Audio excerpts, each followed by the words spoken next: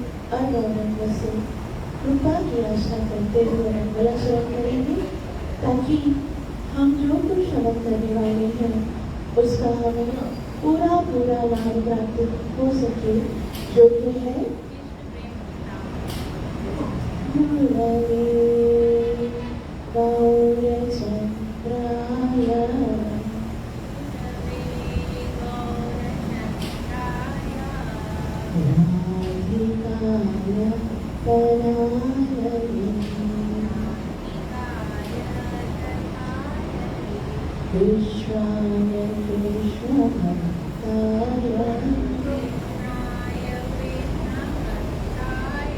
भक्ताय नमः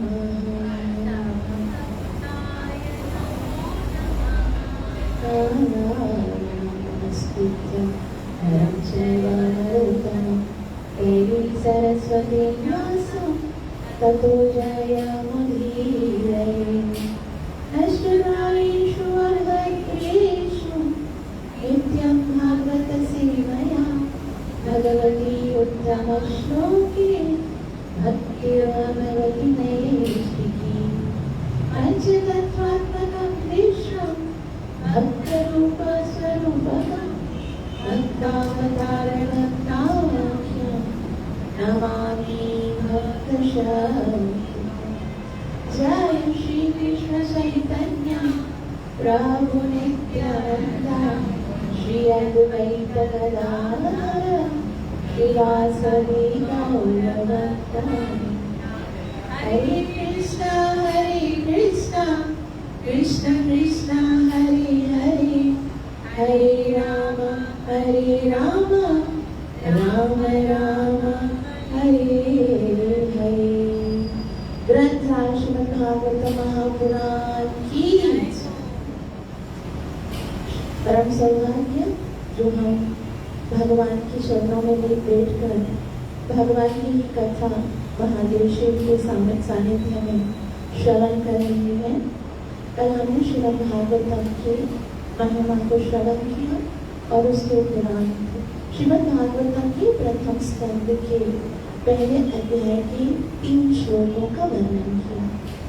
जैसे कि हमने 3 श्लोकों में भगवान की स्तुति की, भगवान का मंगला सुना, तो हम आज वहीं से प्रारंभ करेंगे। पहले स्कंद में टोटल 19 अध्याय है, उसमें 3 श्रोता का वर्णन है और 3 वक्ता का वर्णन है।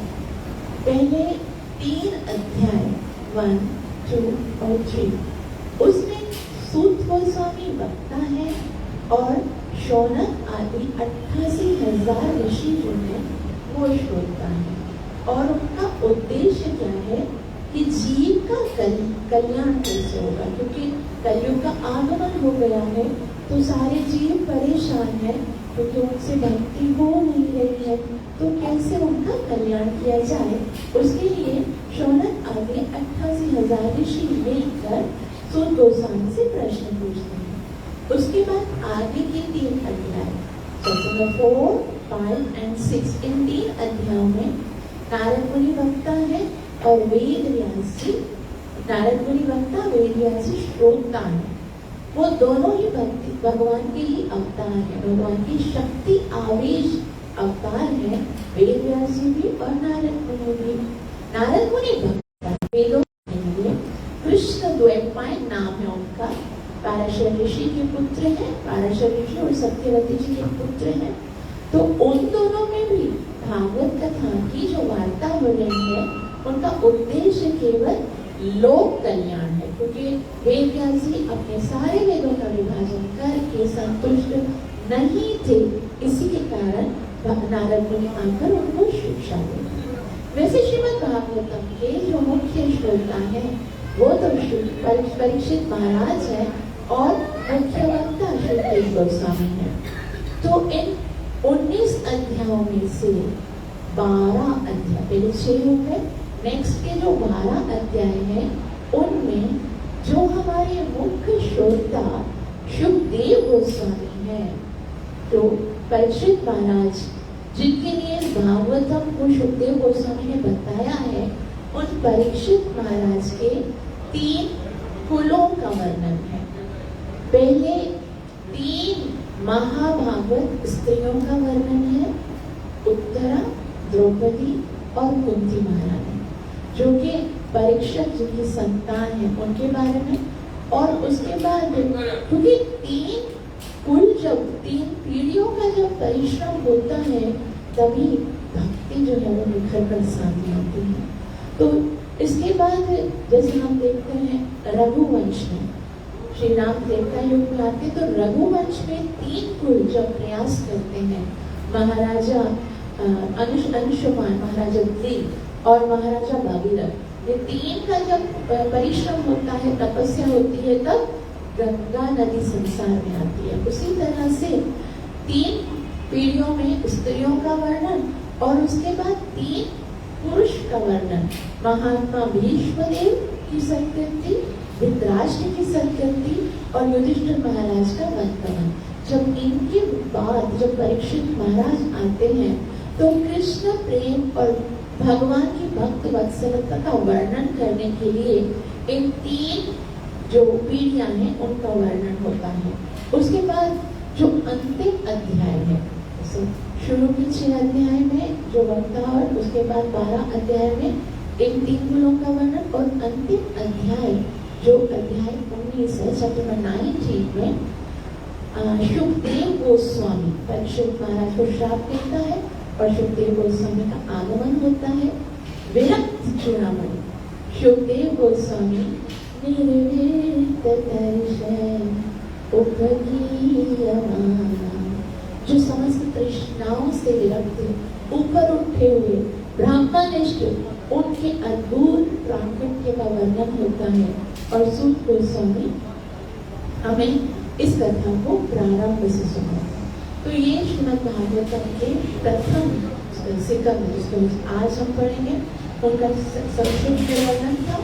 हम कल 3 श्लोक पढ़े हैं पहले स्कंद के पहले अध्याय के, जिसमें पहला जो श्लोक है वो भगवान के विषय में है कि भगवान उसमें इष्ट को प्रणाम। इष्ट को प्रणाम मतलब मंगलाचरण में 3 चीजें होती हैं।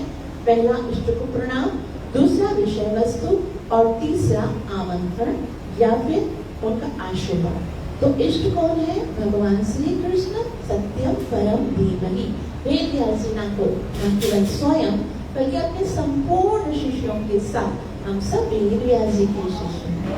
संसार में जो भी कोई भी ज्ञान प्राप्त कर रहा है वो वास्तव में वेदों से आया है और वेदों का विस्तार वेद व्यास जी ने किया है। तो सारे शिष्यों के साथ कहते हैं हम उस परम सत्य भगवान श्री कृष्ण को प्रणाम करते हैं, जन्माद्यस्य यतोऽन्वयादितरतश्चार्थेष्य विज्ञानस्वराट, जिन्होंने सारे संसार का सृजन किया, पालन किया और उनका संहार करते हैं, जो संपूर्ण ज्ञान प्रदान करने वाले हैं और अपनी माया से जीवों को भरमा रहे हैं। उसके बाद वस्तु निर्देश इस भागवतम में है क्या, जिसके विषय में हमने दूसरा श्लोक पढ़ा। धर्मः प्रोजितः तरोत्र परमो निर्मत्सराणाम सताम। सताम कहते हैं भक्त। ये वास्तव में भागवतम हर किसी को समझ में आने वाला है। ये वो रस है जो केवल रसिक ही पी सकते हैं और रसिक भक्त जो निर्मत्सर होते हैं, 100% प्योर, जिनके अंदर ईर्ष्या नहीं है, द्वेष नहीं है, जेलसी नहीं है। और केवल ये जो वेद व्यास जी ने श्रीमद् भागवतम का जो भागवतम को लिखा है समाधि की अवस्था में, पूर्ण समाधि, पूर्ण पुरुष भगवान को देखा और समाधि में उनके साथ भगवान की समस्त शक्तियों को देखा और भगवान की अंतरंगा शक्ति भगवान के साथ ऐसी चलती है जैसे चांद के साथ चांदनी चलती है। और भगवान की जो बहिरंगा शक्ति माया है वो भगवान के पीछे पीछे चलती है। तो वेद व्यास जी ने एक बहुत ही सुंदर चीज देखी कि सारे जीव जो है वो माया के द्वारा आकर्षित है और भगवान जो है वो माया को आकर्षित करते हैं। माया भगवान के कंट्रोल में, हम सारे जीव माया के कंट्रोल में है और माया भगवान के कंट्रोल में है। तो यहाँ पर वेद व्यास जी जो है वो हमें वेदों से ऊपर के ज्ञान को बताते हैं। श्रीमद् भागवतम सारे, जैसे भगवान श्री कृष्ण भगवद गीता में कहते हैं त्रैगुणीय विषया वेदा निस्त्रैगुण्यो भवार्थ। तो 3 वेदों में ज्यादातर त्रैगुणीय विषया वेदा, 3 गुणों का वर्णन किया गया है। वेदों में 3 प्रकार के ज्ञान होते हैं। एक होते हैं रोचक ज्ञान। रोचक का क्या मतलब होता है? वेदों में मनुष्य, क्योंकि हमारा सनातन धर्म सनातन है, स्टार्ट से है और हर एक जीव के लिए है, तो जीव की बुद्धि के अनुसार उसमें ज्ञान भी दिया है। तो रोचक का मतलब है कि आपको क्या चाहिए, उसको प्राप्त करने के लिए आपको क्या करना पड़ेगा, वेदों में नहीं बताया है। किसी को धन चाहिए, किसी को पुत्र चाहिए, किसी को संतान चाहिए, किसी को घर चाहिए, किसी को धन, किसी को ना योग शक्ति चाहिए, किसी को क्या चाहिए। तो ऐसा जो ज्ञान होता है उसको रोचक ज्ञान कहते हैं। दूसरा जो ज्ञान होता है उसको भयावह कहते हैं। भयावह मतलब भगवान से प्यार तो सबको नहीं है, लेकिन वेद ना थोड़ी भयावह स्थिति भगवान की दिखाते हैं। देखो, अगर तुम ऐसा करोगे तो ऐसा हो जाएगा, ये काम करोगे तो इस नाम में जाओगे, ये काम करोगे तो लोग भगवान से प्यार के लिए थोड़ी ना भक्ति करते हैं। लोग सोचते हैं भाई अगर भक्ति नहीं करेंगे तो ऐसा हो जाएगा, ऐसा हो जाएगा। और जो यथार्थ ज्ञान है वो क्या है कि मैं कृष्ण का दास हूँ, मुझे कृष्ण से प्रेम करना है, मेरी आत्मा का कल्याण तभी होगा जब मैं कृष्ण से प्रेम। तो ये अब इतने सारे रोचक और भयावह ज्ञान के बीच में ये जो यथार्थ ज्ञान है वो बहुत छुप जाता है। लेकिन जब हम कृष्ण की महिमा को, कृष्ण के गुण को, श्रीमद् भागवतम को श्रवण करते हैं तो उससे क्या होता है, श्रवताम सकथा कृष्ण पुण्य श्रवण कीर्तन हृदयन्तस्तोय भद्राणि विदुनोति सुहृत्सता। हृदय के अंदर के सारे अपराध नष्ट हो जाते हैं, सारी कामनाएं खत्म हो जाती हैं। कृष्ण के प्रति प्रेम उत्पन्न कराने वाला ये श्रीमद् भागवतम है। और जैसे जैसे हम इसको सुनते हैं तो क्या होता है, सुनते सुनते पहले दूसरी चीजें क्या होती हैं, जैसे जितना जितना उसको सुनते हैं तो वो हमको फिर फीकी लगने लगती है। संसारी जो बातें मतलब ये तो बहुत हो गया, कोई सॉन्ग हो, कोई स्टोरी हो, कोई मूवी हो, एक बार अच्छी लगेगी, दो बार अच्छी लगेगी, आगे बस बहुत हो गया। लेकिन भागवतम एक ऐसी वार्ता है, उसके लिए कहा गया शास्त्रों में यत् श्रवताम रसज्ञानाम स्वादु स्वादु पदेवर। इसको सुनते सुनते जो जितना ज्यादा सुनेगा ना उसको उतना ही ज्यादा प्यास बढ़ेगी। ये भागवतम आप अच्छे से सुन रहे हो, उसका प्रमाण क्या है, कैसे पता चलेगा कि आपके हृदय में उसको श्रवण करने की इच्छा बढ़ती है। जितना जितना सुनते हैं तो यहाँ पर देखो लोगों की इच्छा बढ़ती नहीं है ना, इसलिए क्योंकि ध्यान से सुनते नहीं है। मन तो घर में होगा, संसार में होगा, प्रसाद में होगा, जाने में होगा। तो ऐसा लगता है कि भागवत जो है वो अपना वास्तविक प्रभाव नहीं दिखा सकता है। इसे बताया गया कि बाकी से श्लोक में क्या बताया, निगम कल्पतरो गरितम फलम। तो ये कल्पत्र जो वृक्ष है ना, ये जो वेद है वो कल्पत्रु वृक्ष है। कल्पत्रु वृक्ष किसको बोलते हैं, जो कि आपकी सारी इच्छाओं को पूरा कर सकते हैं। तो वेद में सब इच्छाओं को पूरा किया जाता है और भागवत वो है जो सारी इच्छाओं को समाप्त करता है। फिर एक ही इच्छा रहती है, बस मुझे कृष्ण चाहिए, मुझे कृष्ण से प्रेम करना है, मुझे कृष्ण को प्राप्त करना है। तो ये जो सुंदर कथा है उसको प्रारंभ करते हैं श्लोक नंबर 4 से। यहाँ पर क्या होता है, अब हम एक सुंदर क्षेत्र में आ गए हैं। वो क्षेत्र जिसका नाम है नैमिषारण्य तीर्थ।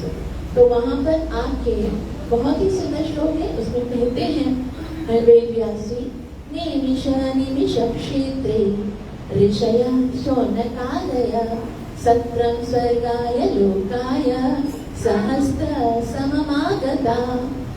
नैमिष क्षेत्र एक ऐसी जगह है, स्थान का बहुत बड़ा महत्व होता है। स्थान का मतलब ये है कि अगर स्थान पवित्र होता है तो वहां पर हम श्रवण करते हैं तो हमारा मन उस कथा में लगता है। जैसे श्रीमद् भगवद गीता को प्रारंभ करते हुए वेद व्यास जी क्या लिखते हैं, धर्म क्षेत्रे कुरुक्षेत्र। ये कुरुक्षेत्र का स्थान जो कि धर्म का स्थान है, वहां पर श्रीमद् भगवद गीता सुनाई जा रही है। और नैमिषारण्य तीर्थ क्या है, ये एक ऐसा स्थान है, जैसे ही कलयुग आ गया तो सारे संसार में कलयुग ने अपना प्रताप, इतना घोर कलयुग था, आते ही कलयुग अपराध शुरू हो गए, लोग गलत कार्य करने लगे, धर्म को छोड़ दिया, ब्राह्मण और गौ की हत्या होने लगी। इसको देखकर जो ऋषिगण थे वो बहुत दुखी होने लगे कि अभी तो कलयुग का जन्म हुआ है, छोटा सा कलयुग और इतना बड़ा भयंकर प्रताप है, तो हमको क्या करना चाहिए। तो वो सारे ऋषिगण ब्रह्मा जी के पास जाते हैं और कहते हैं कि हमें किसी ऐसे स्थान के विषय में बताइए जो कि पवित्र स्थान हो, जहाँ पर अभी तक कलयुग का प्रभाव नहीं। तो ब्रह्मा जी एक चक्र को घुमा के ऐसे फेंक के बोलते कि जहाँ पर ये चक्र जाकर गिरेगा, मतलब घूमते घूमते घूमते इसकी गति जब क्षीण हो जाएगी, वहां पर चक्र तीर्थ बनेगा और नैमिषारण्य तीर्थ पे वो जाके चक्र गिरता है। तो ब्रह्मा जी कहते हैं जहाँ ये गिरेगा वहां पर कलयुग का प्रभाव नहीं होगा। कलयुग का प्रभाव का पहला सिम्टम क्या है कि कलयुग में जीव की आयु कम होती है, प्रायेण अल्प आयु। इससे पहले कौन सा युग था? द्वापर युग। तो द्वापर युग में जीव की आयु कितनी थी? 1000 साल। तो 1000 साल की आयु और कलयुग में 100 साल। अब जो जगह पर अभी तक कलयुग का प्रभाव आया नहीं, तो मतलब कितना समय का आयु होगी वहां पर? 100 साल की आयु होगी, 1000 साल की आयु हुई ना, क्योंकि अभी तक तो कलयुग का प्रभाव है। तो उस तरह से सारे ऋषि जो है वो नैमिषारण्य तीर्थ पर आते हैं और सत्रम सर्गाय लोकाय, तो एक बहुत बड़ा सा विशाल यज्ञ कुंड बनाते हैं, जो हवन कुंड है उसको बनाते हैं और 1000 वर्ष तक वो यज्ञ करना शुरू करते हैं। और जब वो यज्ञ करना शुरू करते हैं तो उसके बाद क्या होता है, एक दिन अचानक से वहां पर एकदा तो मुनयः प्रातः हुतागया सत्कृतं सुतमासेन प्रपद्य क्षुरिदात्मना, कि वहां पर जैसे यज्ञ प्रारंभ होता है तो वहां पर सूत गोस्वामी आता है।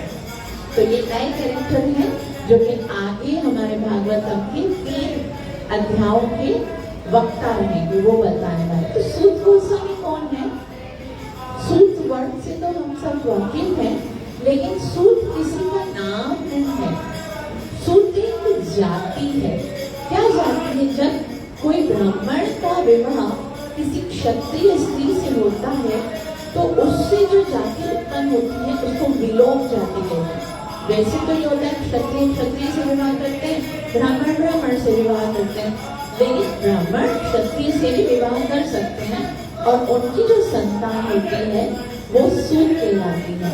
तो सूत गोस्वामी जो है वो उग्रश्रवा उनका नाम है और रोमहर्षण के पुत्र हैं। रोमहर्षण कौन है? रोमहर्षण वो मुनि है जो सारे ऋषि मुनि और देवताओं को भागवत कथा श्रवण कराते हैं। और जब वो भागवत कथा सुना रहे थे, एक बार क्या होता है कि रोमहर्षण जी भागवत कथा कर रहे थे तो अचानक से बलराम जी जो है वो वहां पर प्रकट हो गए। लेकिन बलराम जी को देख कर भी उन्होंने प्रणाम नहीं किया, वो खड़े होकर उनका आदर नहीं किया। ये एक शिष्टाचार है कि जब एक गुरु का आगमन होता है तो शिष्य को प्रणाम करके उनका सत्कार करना चाहिए। लेकिन वो जो रोमहर्षण थे उन्होंने प्रणाम नहीं किया, उनका आदर नहीं किया। तो बलराम जी ने सोचा ये खुद तो शिष्टाचार जानता नहीं है, गुरु के आने पे खड़ा हुआ नहीं, तो दूसरों को क्या सिखाएगा। तो बलराम जी को बहुत क्रोध आ गया और उन्होंने तिनका से मारा। और क्योंकि बलराम जी हैं, बलदेव जी हैं, तो उनकी तिनका मारने से ही क्या हो गया, जो रोमहर्षण से उनका बल वो मर गए। अब सारे ऋषियों ने कहा कि बलदेव जी आपने इनकी हत्या कर दी, आप इनको भागवत कौन सुनाएगा, ये तो हमें अच्छा वाला भागवत सुना रहे थे। तो बलराम जी ने कहा कि अब इनका पुत्र कौन था रोमहर्षण का? इनका पुत्र था सूत, उग्रश्रवा सूत। बोला इनका जो सूत पुत्र है, सूत गोस्वामी, जो कि उग्रश्रवा जिनका नाम है, उनको मैं आशीर्वाद प्रदान करता हूँ, उनको मैं आशीर्वाद दूंगा और सारा जितना पुराणों का ज्ञान है वो उनको प्राप्त हो जाएगा। क्योंकि बलराम जी जो है वो आदि गुरु हैं और उनके आशीर्वाद से और रोमहर्षण के पुत्र जो उग्रश्रवासुर है उनको सारा का सारा ज्ञान प्राप्त हो जाता है। अब सूत गोस्वामी जो हमारे आगे के वक्ता हैं उनके बारे में बताते हैं कि सूत गोस्वामी तीन के कृपा पात्र थे। एक तो साक्षात बलराम जी के थे, क्योंकि बलराम जी आदि गुरु थे, उन्होंने उनको आशीर्वाद दिया था कि सारे वेदों का पुराणों का ज्ञान आपके हृदय में आ जाएगा, समस्त वेद शास्त्र का ज्ञान आ जाएगा। दूसरा, वो वेद व्यास जी की गोद में खेला, क्योंकि जो उनके पिताजी थे रोमहर्षण जी वो वेद व्यास जी के शिष्य थे, तो वेद व्यास जी की उनको कृपा प्राप्त थी। शुकदेव, और एक बार जब शुकदेव गोस्वामी परीक्षित महाराज को ज्ञान सुना रहे थे भागवतम का, तो वहां पर उग्रश्रवासुर जी जो है वो पीछे बैठे हुए थे। तो शुकदेव गोस्वामी सूत गोस्वामी से कहते हैं कि आप आइए, आगे आके बैठिए और आगे आके आप मेरी कथा को बहुत ध्यान से श्रवण कीजिए, क्योंकि आगे चलकर आपको इस भागवतम को सारे ऋषि मुनियों को सुनाना है। तो ये जो रोमहर्षण के पुत्र उग्रश्रवासुर है वो साक्षात डिसाइपल है शुकदेव गोस्वामी, डायरेक्ट उनसे सुना है उन्होंने, और उसके बाद बलराम जी के कृपा पात्र है, वेद व्यास जी के प्रिय हैं।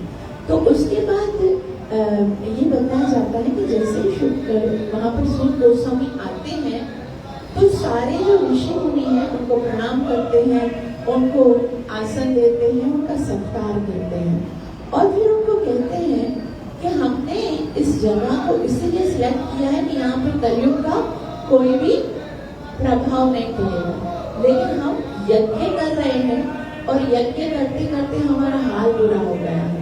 हमने ये यज्ञ इसलिए नहीं स्टार्ट किया है कि हमको यज्ञ करना है, हमको अब ये यज्ञ तो एक बहाना था जिसके द्वारा आपको यहाँ बुलाना था, क्योंकि अब पहले ये नहीं होता था कि हम बोर्ड से पे कॉल करते हैं या फिर फोन करते हैं या कोई कार भेज दें, पता नहीं कहाँ होते थे ऋषि मुनि, कोई कहाँ होते थे कोई कहाँ होते थे, तो उनको बुलाने के लिए बड़ा सा आयोजन किया जाता।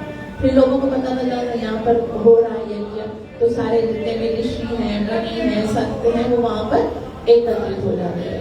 तो हम उन ऋषियों ने कहा हमें तो नहीं खबर थी कि आप कहाँ हो, तो हमने ये यज्ञ का इसीलिए आयोजन किया है कि आप यहाँ पर आके हमको भागवत कथा सुनाइए, तो आप हमें भागवत कथा सुनाए। तो उन्होंने पहला क्वेश्चन यही किया कि भाई टाइमिंग क्या रहेगी, सुबह से लेकर शाम तक कितने बजे सुनेंगे। जैसे हम लोगों को यही होता है कितने बजे कथा स्टार्ट होगी और कितने बजे खत्म होगी, और आगे का हमारा बहुत बड़ा स्केड्यूल जो बहुत ज्यादा प्रायोरिटी होती है सबकी, तो वो हमको कर सके तो भागवत कथा इतना टाइम में होनी चाहिए। तो उन सारे ऋषियों ने कहा कि टाइमिंग इज नो लिमिट, कोई लिमिटेशन नहीं है, सुबह से लेकर शाम तक करना है। बोला अच्छा कितने दिन का है, 7 दिन का है, 12 दिन का है, कितने दिन का है? तो उन्होंने कहा 1000 साल। वो 1000 साल तक भागवत सुनोगे? 1000 साल तक कोई जिएगा ही नहीं, कलयुग आ गया। बोला उसकी फिक्र मत करो, काल को बैठा दिए यहाँ पर, काल में बैठ के भागवत कथा सुनेगा।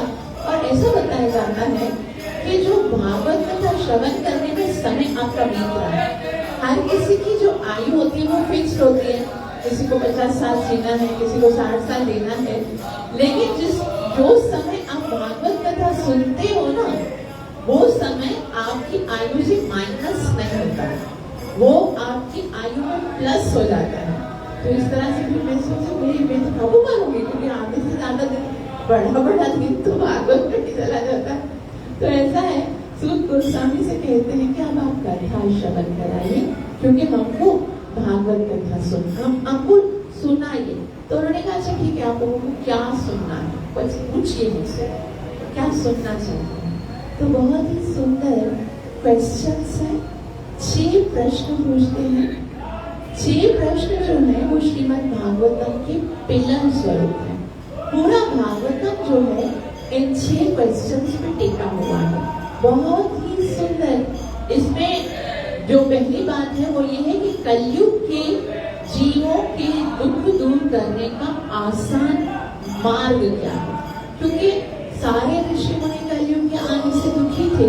तो उनसे पूछते हैं, तो पहला प्रश्न वो पूछते हैं, वे कहते हैं तत्र तत्र सायुष्मं भवताद्यद्विनिश्चितं पुंसामेकान्ततः श्रेयः तन्न शंसिन्मर्हसि तत्र तत्र अंजसायुष्मं। अब ये मत बोलिएगा कि ये किताब पढ़ लो, ये किताब पढ़ो, इसमें लिखा हुआ है, उसमें लिखा है, हमारे पास इतना समय नहीं है। अब तत्र तत्र अंजसा, जो कुछ आपने पढ़ा है ना उसमें आप बताइए जो आपको लगा कि भाई कल्याण का या श्रेय, जैसे एकांतता, एकमात्र श्रेय क्या है, जीवों का कल्याण। इस संसार में सभी लोग दुखी हैं और दुखी लोगों के पास इतना टाइम नहीं होता है, वो बस चाहते हैं इंस्टेंट प्रॉब्लम सॉर्ट आउट हो जाए। तो एक एकांत श्रेय बात बताइए जिसको सुनकर हम आसानी से अपने जीवन में इम्प्लीमेंट कर सकें। तो पहला क्वेश्चन ये पूछते हैं और दूसरा सवाल 1111 में पूछते हैं और वो उसको भी इसी सवाल के जैसा ही ये लोग पूछते हैं कि भूरि भूरि कर्माणि श्रोतव्यानि विभागशः अतः साधोऽत्र यत्सारं समुद्धृत्य मनीषिणः ब्रूहि भद्राय भूतानां येनात्मा सुप्रसीदति। पहले पूछा जीवों का, सारे जीव में दुखी हैं, उनका कल्याण कैसे हो उसका बताइए। अब बोला आत्मा के बारे में बताइए। संसार में ना सब आपको जितना भी ज्ञान देंगे ना वो आपके शरीर को कैसे खुश कर सको वो ज्ञान देंगे। ये खा लो तो ये हो जाएगा, आप कमजोर हो गए हो, ये खा लो, आपके आईसाइट वीक हो गई तो ये कर लो, आपका दिमाग खराब हो गया तो ये कर लो। तो आपके शरीर के बारे में सब बताएंगे। लेकिन वो बोलते हैं कि बस पूरी की पूरी कर्माणी श्रोतव्यानि विभागशः। लोग तो बहुत कुछ बताते रहते हैं, लेकिन अतः साधु तो यत् सारम, आप जानते हो कि शरीर को जितना भी संभाल के रखेंगे, जितना भी उसका पोषण करेंगे, एक दिन तो जलाना ही पड़ेगा।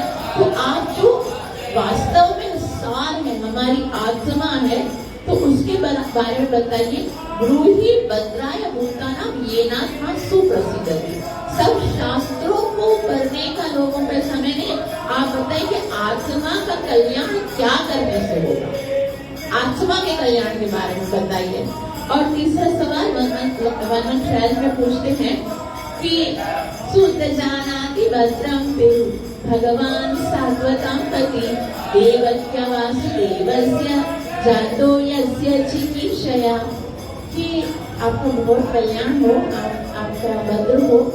हम आपसे और प्रश्न पूछना चाहते हैं कि भगवान तो अपने धाम में बैठकर भी अपने सारे काम कर सकते हैं, जिनकी केवल विभूति के हिलाने से प्रलय हो सकता है, जिनको केवल संकल्प मात्र से सोते सोते सांस लेते हैं तो ब्रह्मांड उत्पन्न कर लेते हैं।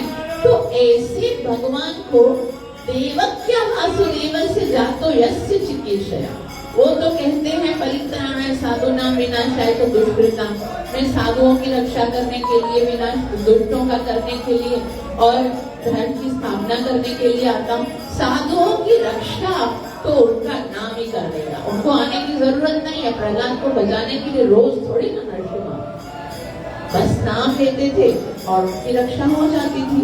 परित्राणाय साधु विनाशाय तो दुष्कृतां, दुष्टों को विनाश करने के लिए भगवान को आने की क्या जरूरत थी? वो तो एक कोरोना वायरस आके फिर भी उनको मार सकता है, तो भगवान आके क्यों मारते हैं?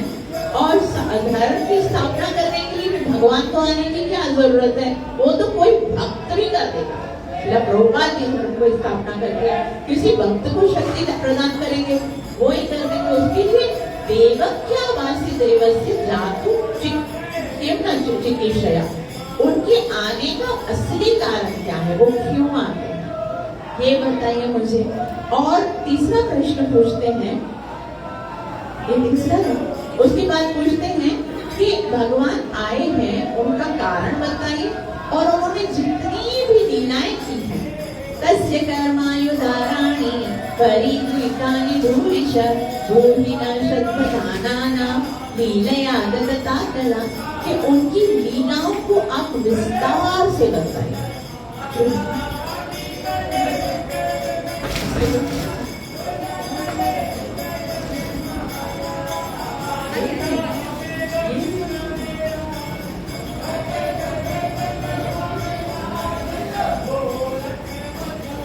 हरे कृष्णा कृष्णा कृष्णा हरे हरे, हरे राम राम राम हरे कृष्णा। तो कहते हैं उनकी भगवान की सारी लीलाओं का भी वर्णन कीजिए, जो कि 10वें स्कंद में होगा। और उसके बाद एक दूसरा प्रश्न पूछते हैं कि अथा क्या ही हरे धर्मान कथा कथा लीलया तथा शोभा लीला ईश्वरं तस्य मायया।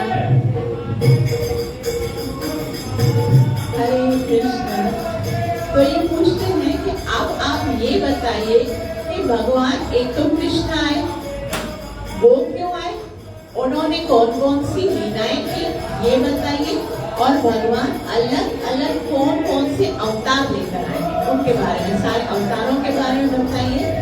और आखिरी प्रश्न जो है वो बहुत सुंदर है, वो पूछते हैं कि अब आप ये बताइए कि भगवान जब यहाँ संसार में थे तब तो धर्म की रक्षा भगवान कर रहे थे, लेकिन अब भगवान जब कलयुग आ गया था, भगवान अपने धाम में चले गए थे।